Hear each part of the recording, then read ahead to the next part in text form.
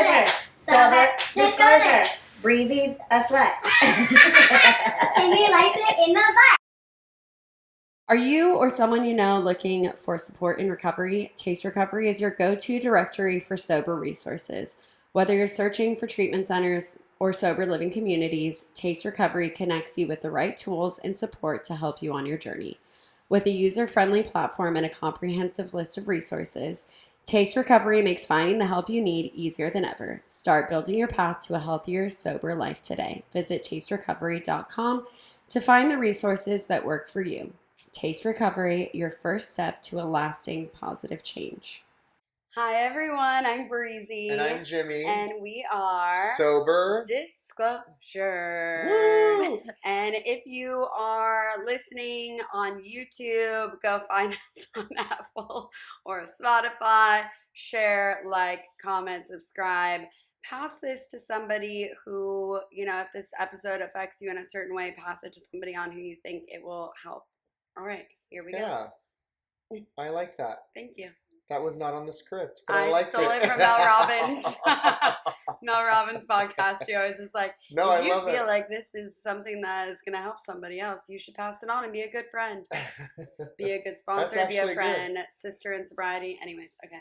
We are here with Sara, the beautiful Persian princess. Oh, wow. I love that. I feel like people now are like clenching when like you're the slutty that. Persian princess. There we go. That's better. Yeah. More appropriate. That wants to be blonde, but we just made her dark. Can't do it. And I'll try again. Watch. You will, because Yeah. she's sick in the head. Sick. You've gone blonde Dude, before. I Wait, keep trying. This is Sara. I want to be blonde, and then she goes blonde, and because I won't do it, so she'll do it herself. Yeah. Her hair falls out. Yes. We cut it. Yep. We do it dark. Literally, it's the same routine she does for 15 years. Yeah. 18 years. Yeah. I get bored. Mm. And then because there was a small period when I wasn't well, and that's my way of like. Well, and then Control. It comes out in her sobriety. Yeah. No. Exactly. Yeah. Not just my sobriety, but yeah. In everyday life.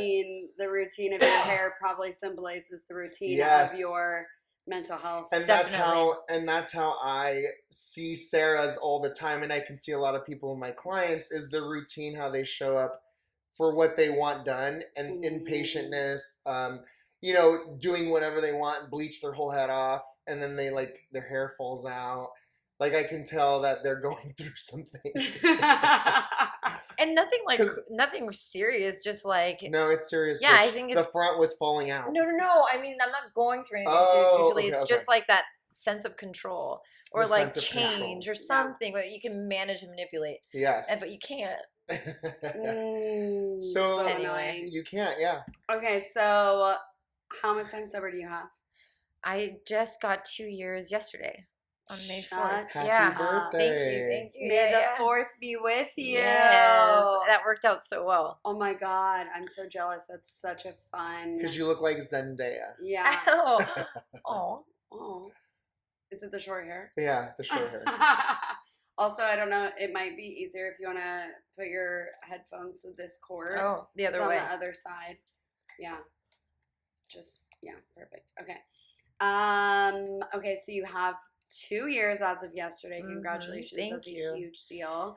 Is this your first time in sobriety? It is not. Okay. Yes. Can you give us a little debrief on the past struggles? Yeah. The first time I came to my knees, as they say, was when I was 18. I mean, should I go into detail of how that happened or? Yeah, whatever you want to share. I mean, basically, it was just a couple DUIs. You can imagine what led up to that. It was just drinking all the time. But what had happened was, for the first time, I used a needle. And that scared the shit out of me. So I remember going to my mom, and I was this is the short version, but I just begged for help. And I went to Yellowstone, which is this place down the street here. That's how me and Sara met. And that's how I met Jimmy. And that was my first time sober. I got to, I turned 21 in the rooms, and I was like, I was really all about it. I loved it. And that was 2008. I think so. 2008, yeah. Yeah. And I think I was just young. you know, and but as soon as I relapsed, I got a third DUI, and then my life was hell. And I just tried to manage and control. I was obsessed with drinking normally. Like it was my life mission, and I had kind of like some support with that from family that like, yeah, you're not an alcoholic. I'm like, I know, so let's prove this. And I tried all the therapies, hypnosis, um, and none of it worked. But you know, things it just progressed and got worse, and it got really ugly, and I mean, yeah, and then I crawled my way. Okay, so the I spent a long time trying to prove that I could do this thing normally, just drink like a normal person. It became my obsession. Would you say years? Of course. So from 21 to 35, you know, whatever that is. And then I knew what worked, which was AA, you know, the rooms of AA, Alcoholics Anonymous. And I didn't want to go back to that because I knew it would work.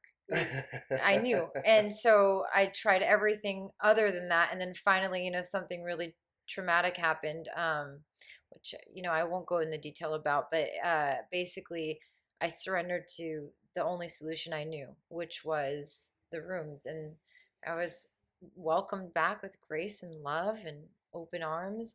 And I struggled, though. I struggled for like 6 months, just couldn't understand why, you know, I couldn't stay sober. The nights that I didn't have a meeting, I'd relapse. And it was like that simple. You know, I don't think the higher power or the full surrender was there. It was such a struggle. Like getting some time sober was just, I didn't understand how I once did it. Mm-hmm. Anyway, so. And that was this current This time last trying. time. Yeah. And then, what had happened was I one night on a relapse, you know, I'm on this dating app. I connect with someone right as I'm about to delete the app because it was kind of trash, in my opinion. I like things that were coming through were fucking weird. But you know, me and this guy connect, and now, you know, I started it the night before in the afternoon, and now it's like the next morning, so you can imagine how I was, what vibe I was on. But we connect, we talk all day, I go to a meeting that night, and we end up FaceTiming after that. But I think he's a normie, so I practice drinking after our, you know, our phone call or FaceTime, whatever. Even though you just had left a meeting. Even though I had just left a meeting, I was willing to give that up because I connected with this amazing guy who I'm gonna have a date with in 2 nights on a Friday, whatever. So that's your meeting. Is with the guy. Yeah, exactly. So that was you're more like all important. Oh yeah, so I was practicing drinking like a lady for him, and then the next day he accidentally invited me to a book study that next morning. There are no accidents. There is no accident. Okay. And as a long story short, you know, I get an ultimatum from him, like if we want to see this thing through or give it a chance, at least with the next date, like I'd have to stay sober. And my sponsor had given me the green light because she was desperate for me to just stay in my seat.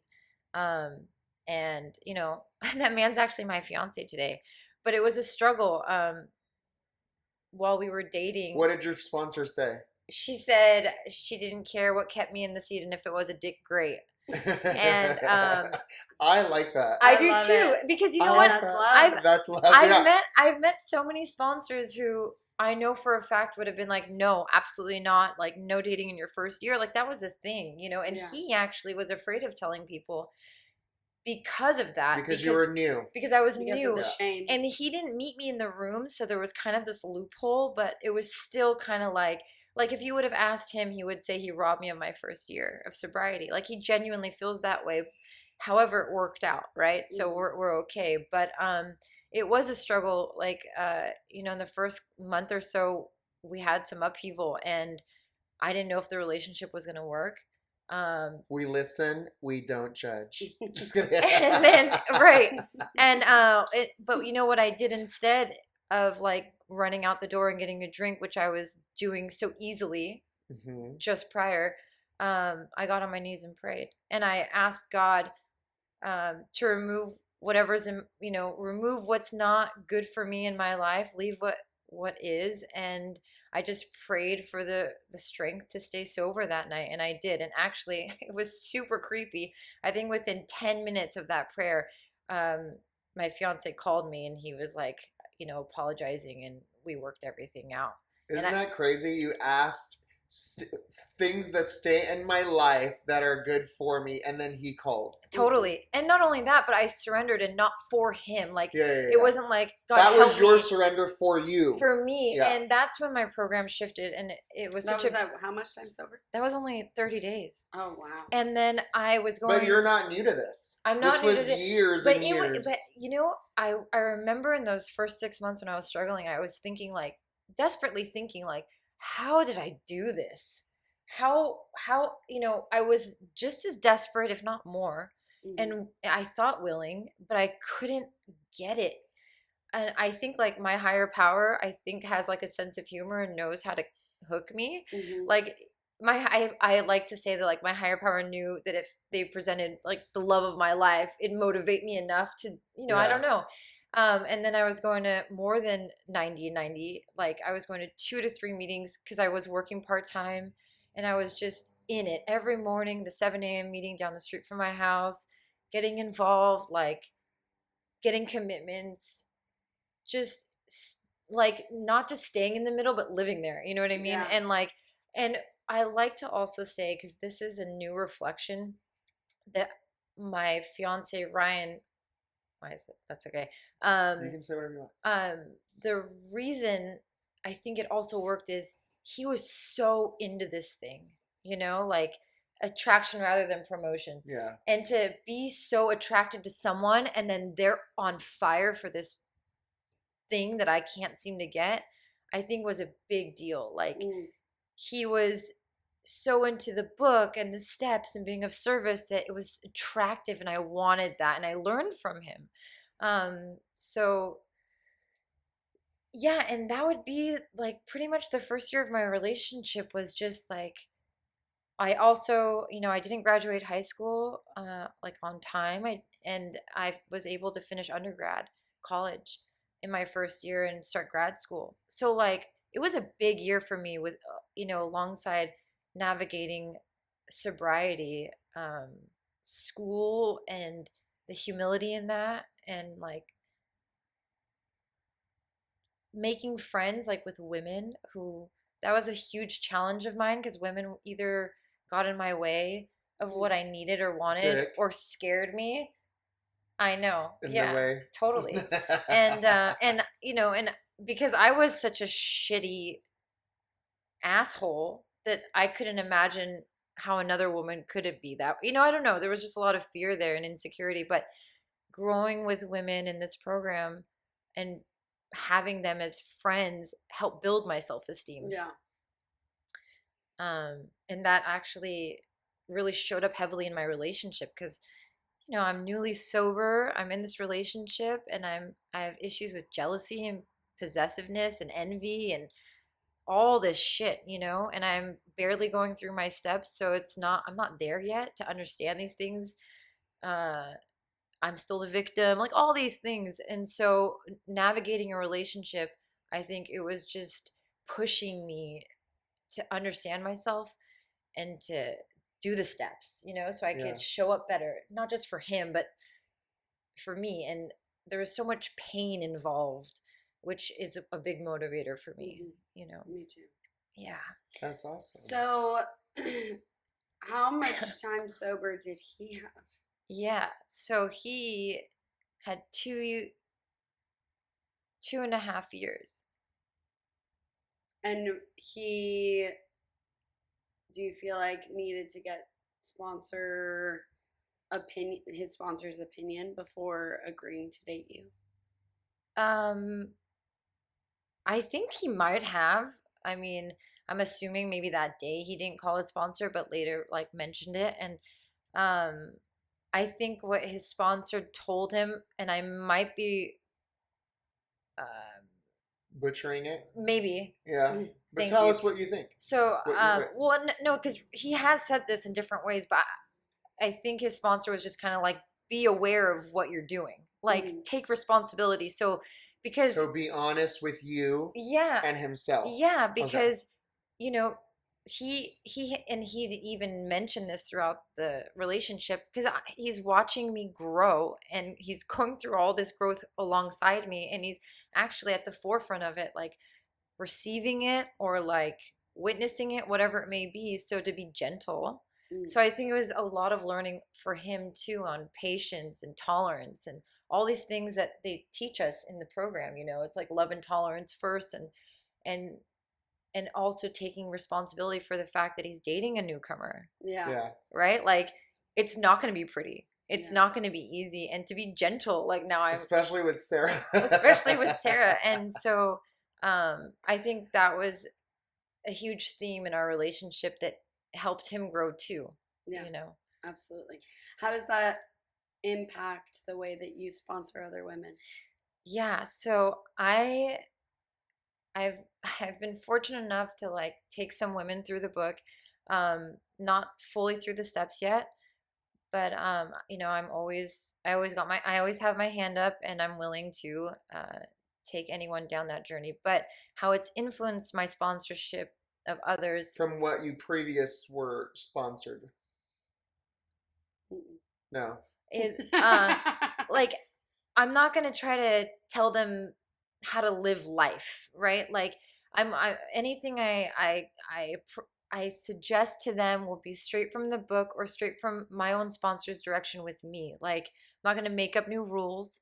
And if they, if they meet someone or they're in a relationship already, I had someone who is dating someone who maybe I didn't think is the healthiest relationship, but that's not my place. I don't know what role this person has in their life, and how it'll influence them. That's not my role, but I can be there to help with suggestions. And if it comes straight from the book, that's even better because it's right there. It's not from me, or my experience, or I can always offer them to ask an elder who's lived longer in this program with more experience or whatever. But so I guess to answer your question, I don't know if I even did, is I would probably be a lot more hands off as far as like giving unsolicited advice. Yeah. Or like direction that isn't my place to give. Yeah. Because who knows? Like the reason I like to tell my story, well, first it's true, but like there have been times where I've shared at the podium or wherever, and I get nervous about sharing this part of my story because I don't want anyone to think like, I don't know, I don't want to ever misguide someone, like. Or do you think people are thinking she's sober, saying sober because of him? Or like, oh, that's good. But then like you're that like, guy that's can none save of my me, business. or that girl can save me. Exactly. Yeah. So because then just share it. I share it because it's my truth. It's what happened for me. But it could be anybody. It might not. It could be a teacher, a coworker for you, or for someone. It doesn't have to be like a romantic partner. Romantic relationship. Yeah. That's a very good point. Some people get offered their dream job in those first 30 days, and it's like, this is a sign. But when it's a human, it's like, oh shit, nope, don't do it. Yeah. Oh yeah. I'm gonna do it, girl. I didn't even think about it like that. Yeah, I've never thought about it like that. One thing, my first sponsor, who's now just a good friend, told me, she goes, if it's God's will, you can't mess it up. Whatever that is. Yeah. If it's meant to be, it will be. Like, we can make it harder and more painful, but if we are just open and turning our will over to God and surrendering, which is the hardest thing for me to do. I'm a control freak. Like I try to manage and manipulate everything.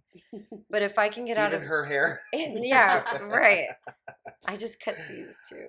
When Ryan helped me actually fix them. But yeah,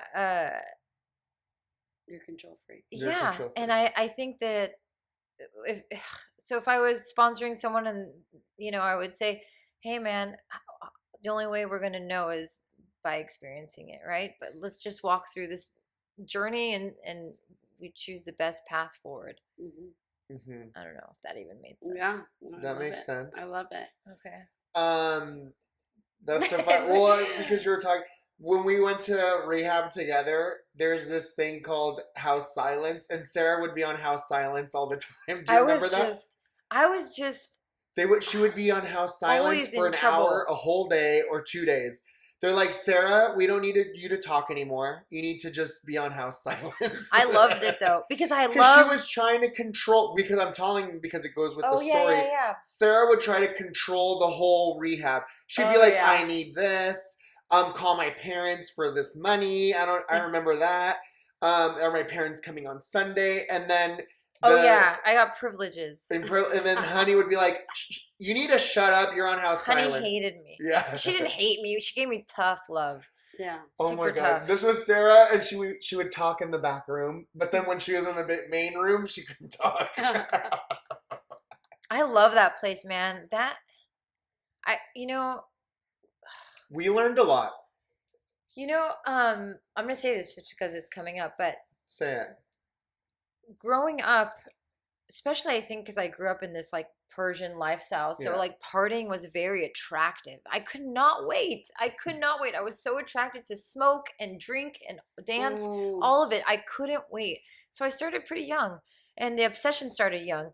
And I was proud to be like an alcoholic, like in high school and everything. I found it as like a badge of honor. Like I couldn't wait to be the most fucked up girl in the room.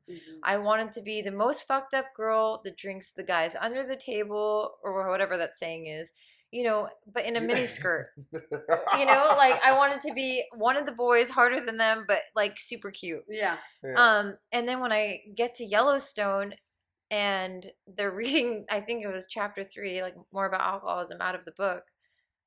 And literally, I feel like this book's been written about me. I went pale and sick to my stomach because it was legit. Like, I didn't want to actually be this thing. I just remember that moment. I broke down crying because I was like, oh shit, this is real. I don't like this anymore. Because that meant that, to drink is to die. It's like life or death. And that reality really sucked. And I just had that memory right now. But it saved my life. It did say because it planted this. Even though you didn't stay sober the first time, it planted the seed for later. Yeah. Yeah. I love that. What happened in that first stint of sobriety that you went out over? I think I was just young and not ready to be done. Like I hadn't had a legal drink yet. That was a big deal for me. And I went overseas to Iran, which was random, but I did that, and partying was a big deal there. It's like all underground too. So like my cousins, we'd go to someone's house. They didn't live there. It was like an apartment though that they basically turned into an underground club. And it's just drinking and partying hard. And I wanted to know what that felt like. But as soon as I basically got back, I got my 3rd DUI. And then I was in DUI court, which is really intense, like probation, formal probation. So it's like curfew and drug testing, and I'd fail everything, the curfew, the testing, and I'd have to spend almost every weekend in jail. And I was okay with that. They put like ankle monitors on me and stuff, and I duct taped my whole leg so I wouldn't sweat into it. Like I was just determined to do what I needed to do to drink.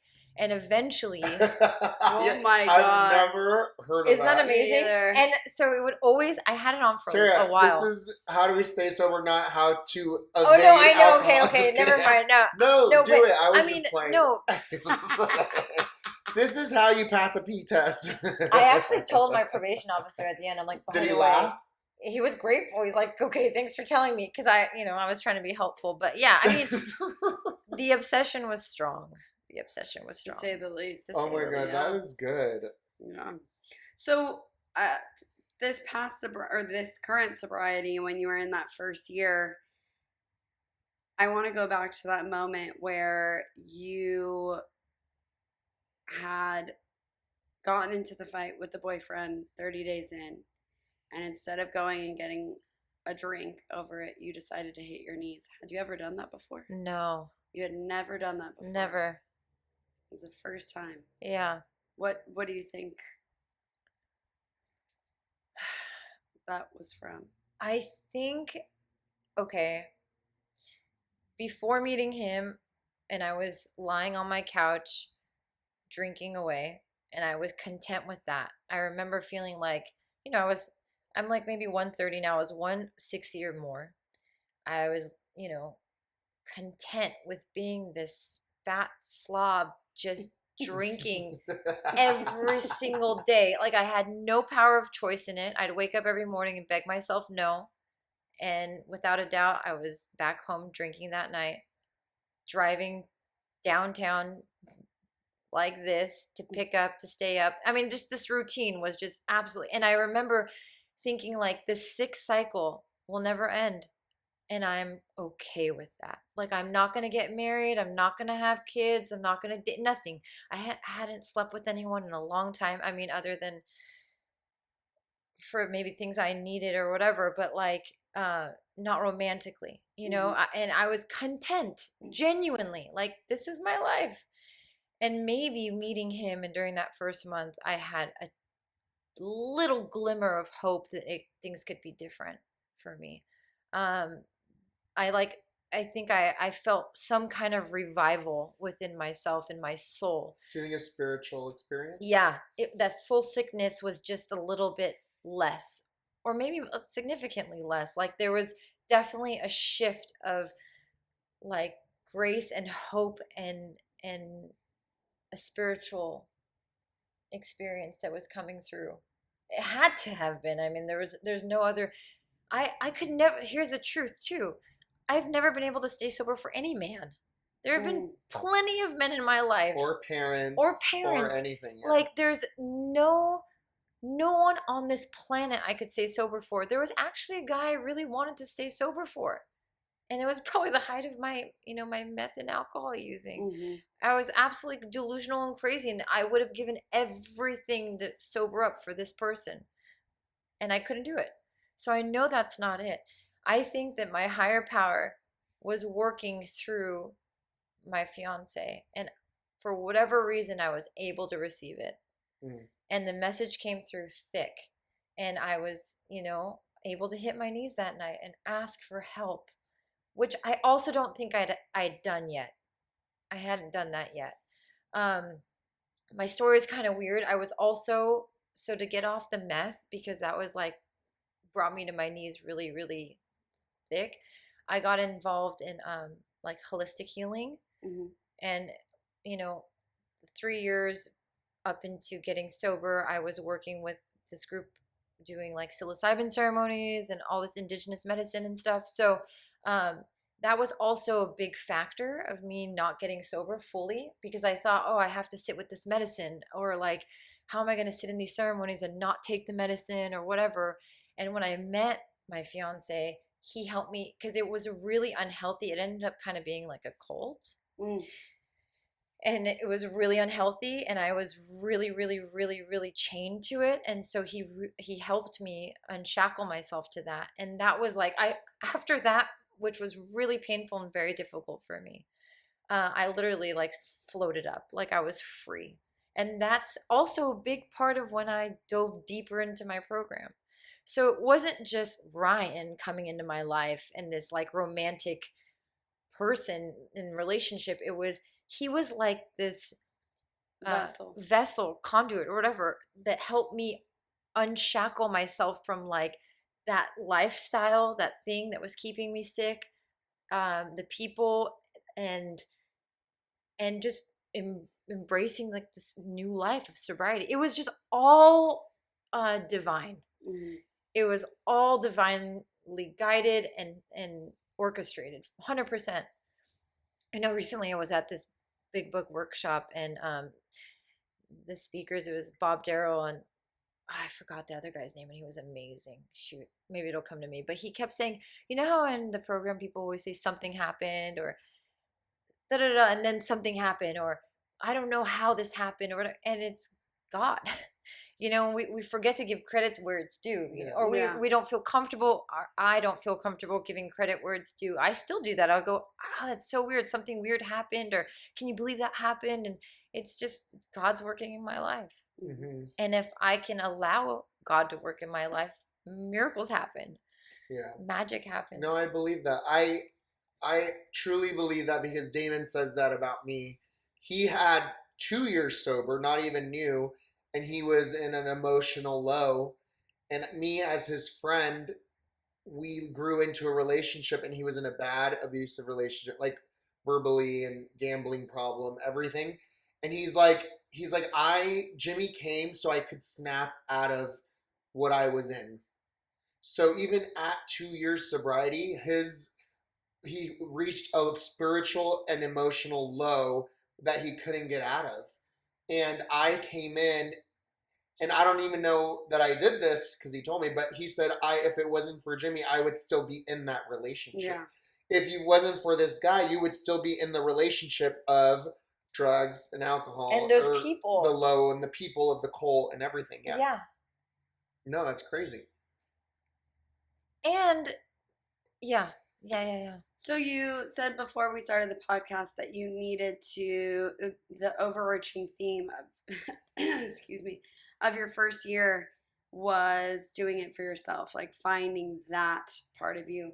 Mm-hmm. But as you're talking, it sounds like you were doing it for yourself all along. Mm-hmm. Oh, that's really nice. I love that. No, it really does. I hope so, because if I'm being honest, I've made my partner my higher power. I don't know if people can relate to that. If you're in a relationship, it's easy to do, right? Yeah. And it creates a lot of pain, because no human being can be my higher power. Right. If they're flawed, they're gonna let me down, and that's a lot of pressure on them. But when there have been really pivotal moments in our relationship, I've thinking back, there were many. I mean, it was not easy.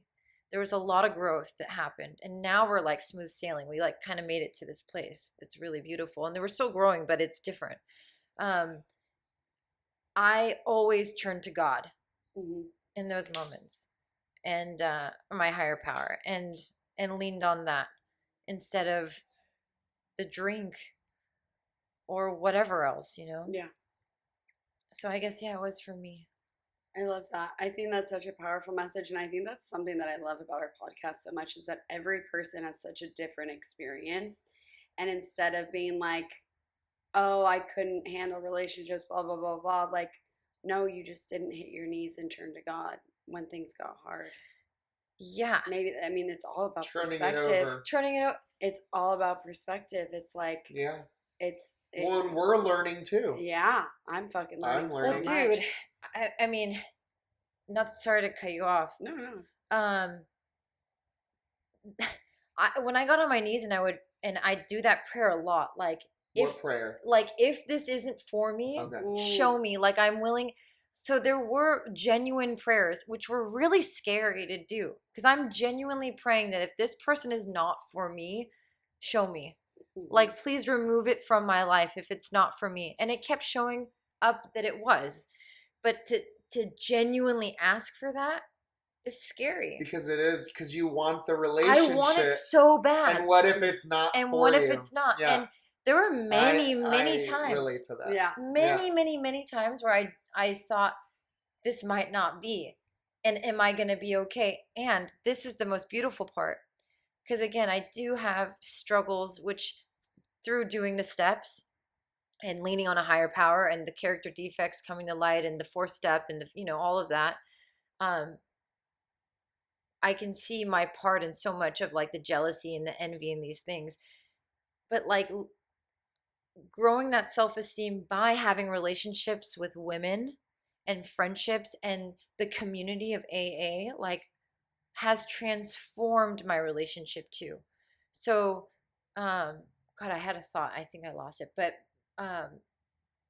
basically, me getting healthier and doing more for myself, which at first, like, people would suggest, and I'm like, yeah. I'm going to do this my way. You know what I mean? Yeah. Like, I don't need to go to that meeting to meet those women. I don't need to do the retreats. I don't need to call these people. I don't need to do that.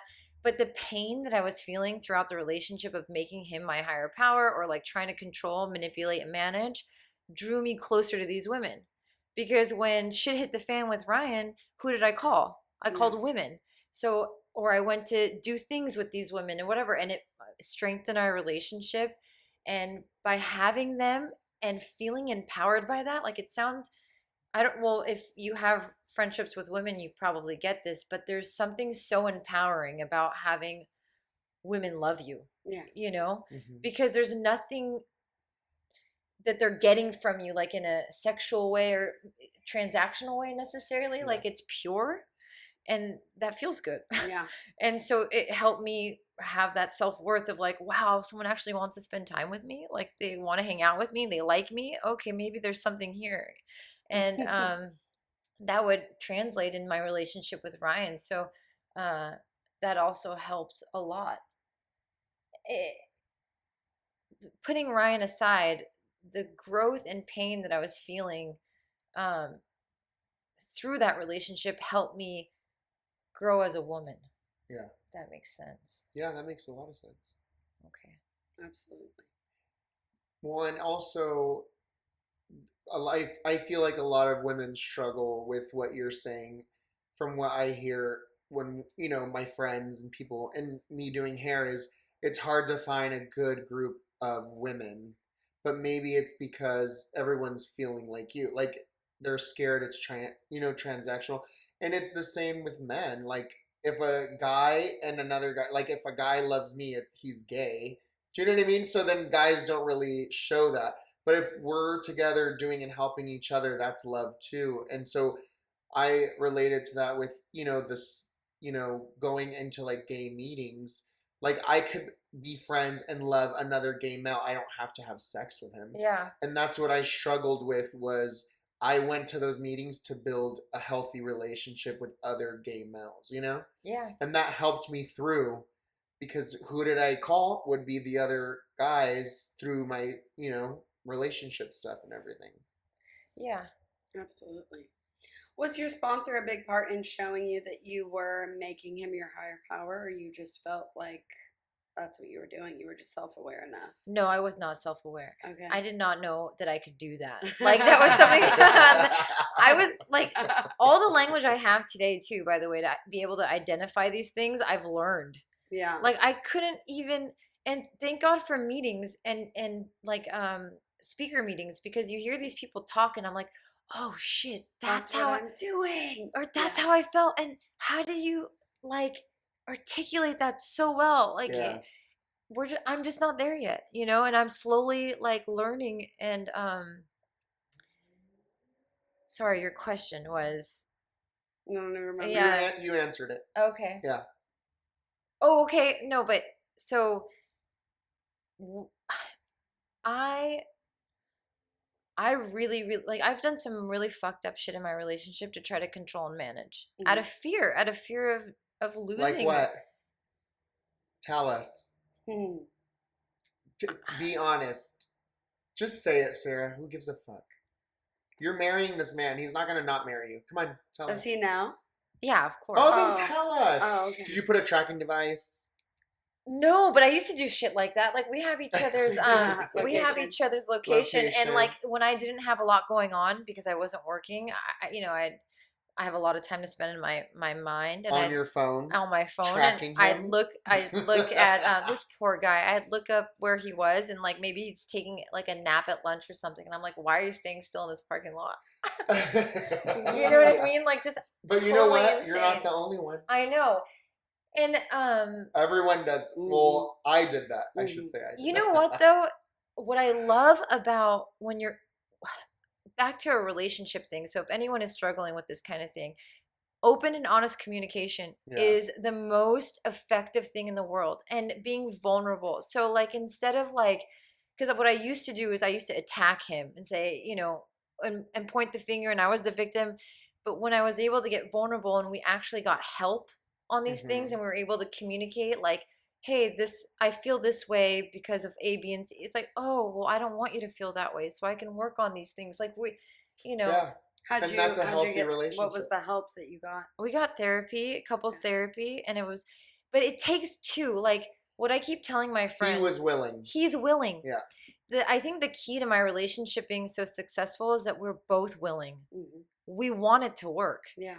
I don't think relationships can work if it's just one person, even like if it's back in, you know what I mean? Like, well, that's not true. Maybe sometimes he's out the door and I'm getting vulnerable and I'm like showing some humility. Like I have to put my pride and my ego aside and say, don't leave. I want you to stay.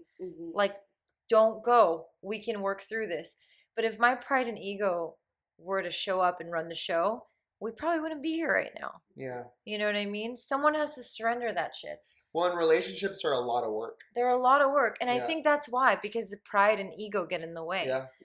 Always for me. Yeah. Always. And also, I think too is being open and honest. Like I can tell Damon, hey, I checked your location because I thought I had like this like weird feeling, and he's like, and then we laugh about it instead of becoming something so big. Totally. And then Damon's like, babe, you're with me for the long haul, and I'm like, I know, I just need you to say that sometimes. Yeah. And it gets better. Do you know what I mean? Yeah. And it gets better. Yeah. Like where I was over a year ago compared to where I am today, it's like it's leaps and bounds. You know what I mean? Because I've done the work on myself. Yeah. You know what and because I have that self-worth, and because I'm learning to trust that he's not out to fuck me over. You know what I mean? And even if he like and accepting the fact that I have no control over that.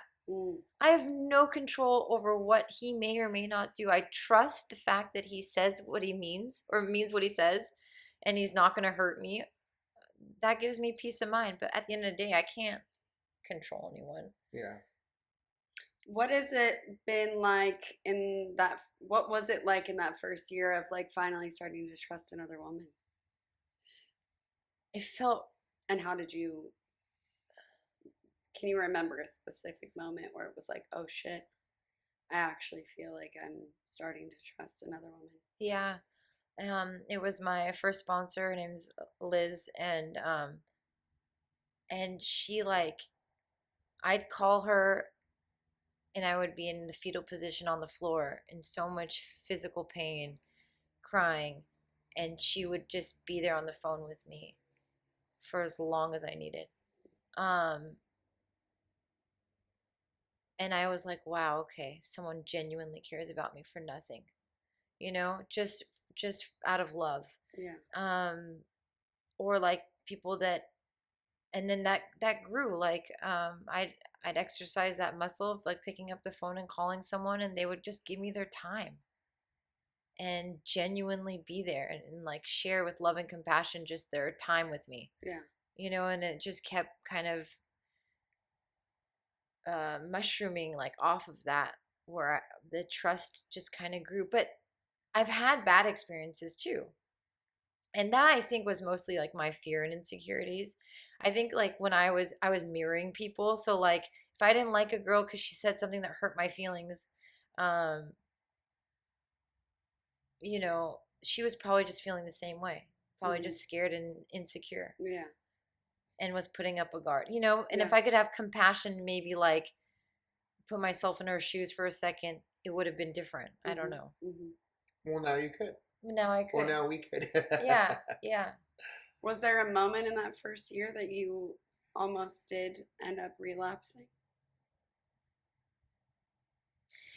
No, but I've had moments of like, fuck, what would I do if Ryan didn't live with me? So he moved in pretty quick. Like being alone. Yeah, like in an apartment or living alone. Yeah, like there were moments where I was driving home and I thought, shit, if I didn't live with someone who is sober, would I be sober? Like where I wanted to drink. Like I'd be driving home and the urge would come, you know, and it would scare me. And I thought, fuck, is it because of him that I'm sober? Like I'd have these battles in my head, and I'd tell on myself right away. The 52? What is it? The what? What page was that? 52? Oh, the bedevilment. The bedevilment. Yeah. Yeah. Yeah. So there was always like that struggle of like, and the one thing I always did with those thoughts is I just tell on myself right away. True. You call your sponsor or him? Sponsor. Oh, sponsor. I tell him everything, but like actually I'd probably for the first 6 to 8 months told him mostly everything. I don't actually, maybe the first year, I don't think I really exercised my sponsor until I was in the shit.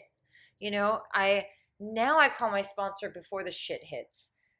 Thank God. And that was when you were making him your He was my higher power. Yeah. He was my everything. He even helped me. Like I'd get sponsored direction on the steps and then he'd modify them. You know, it was like, yes, sir. Yeah, I loved it. Like, but it wasn't good. It was really unhealthy. Like our It made first, you You horny. both were playing that, very yeah, unhealthy. yeah. Oh, And yeah. that's why the first year was such a upheaval. And I think when finally the solution to all of that was me finding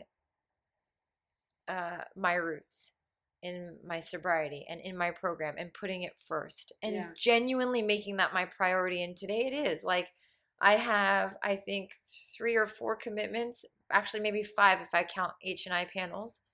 Um, you know, I like I said, I raise my hand if there's a sponsorship announcement. I'm always open and willing. I say hi to the newcomer. You know, I try to speak solution when I stand up to speak. I try my best to do my part because now I genuinely want to give back to this thing that's saving my life. Mm-hmm. And my life feels fulfilled on a daily basis because I'm sober. And Yeah. not just sober physically, because of like diving deep into these steps, like genuinely trying to take them seriously and apply them to my life because my life has gotten so much better. Yeah. And now I like that it's kind of like peaceful. Yeah. I didn't always. Yeah. We thrive on chaos. Right? Mhm. Yeah. And now I think I'm leaning towards more the peace. So I work hard at keeping it there. Yeah. You know? Yeah. Well, I know that we have to be respectful of your time. So I just want to ask one last question. What is one saying or one piece of advice that you can give to that person in their first year of sobriety? Keep coming back, you Yeah. know? And that's like, um, and get in the middle. I love, because I personally, I'm that type of alcoholic. I like to think kind of like, you know, I don't know, live, hope to die alcoholic kind of type. I had to make my life this. I had to be surrounded by sobriety, meaning friends, activities, whatever it may have been, like my social life or my other outside commitments that aren't work related are related to my sobriety. Mm-hmm. You know, that's just, it's been really helpful um, to live literally in the middle of this thing. Yeah. I love that.